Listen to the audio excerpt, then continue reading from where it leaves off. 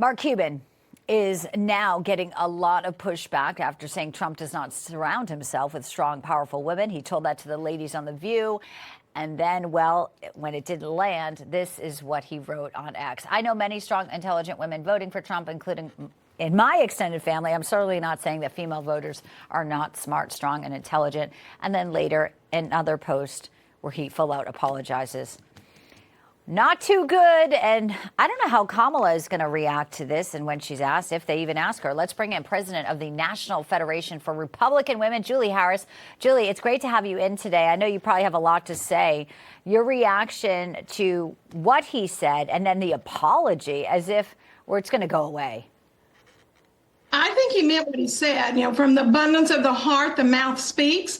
He said what he said. He's trying to walk it back now. But I believe that he meant it. And it's an insult to the millions of women supporting Trump. But there's actually a bigger insult out there. Mark Cuban's insult was to women who were not going to vote for Kamala. But Kamala has insulted all American women. In the most recent commercial where women are having to vote in the shadows, lie to their husbands about how they voted, that does not represent who the American women are. We are bold. No, we are so capable glad of speaking our minds and having strong political opinions. And the Kamala campaign and those supporting her are trying to suppress the women and shame them.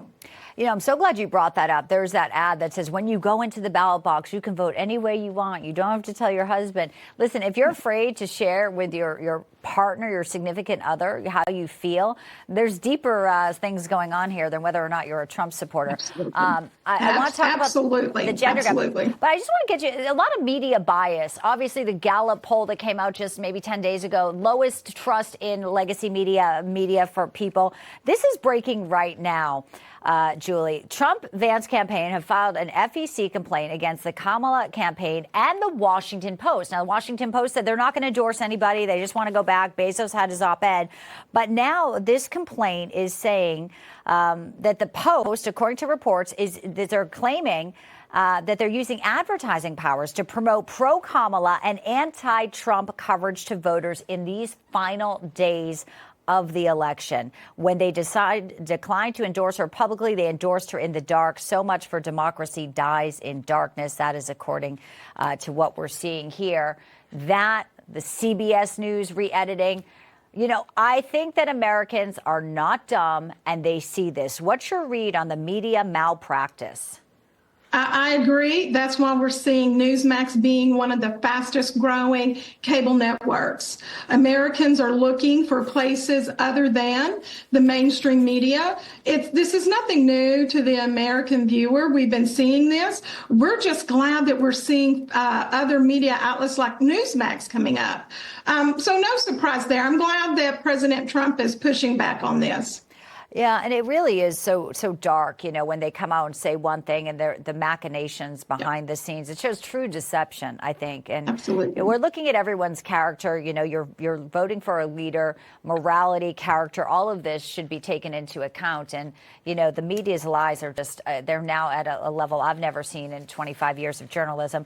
Let's talk about this gender gap in our final minute here. Women outpacing men in early voting by almost 10 points. It seems like in places where there's historic voting, Georgia and also places like North Carolina, some of these folks might be leaning red, Julie. That's right. I've been watching that as well and thinking about what we're going to be watching on election night. It's certainly going to be how the early vote numbers come in.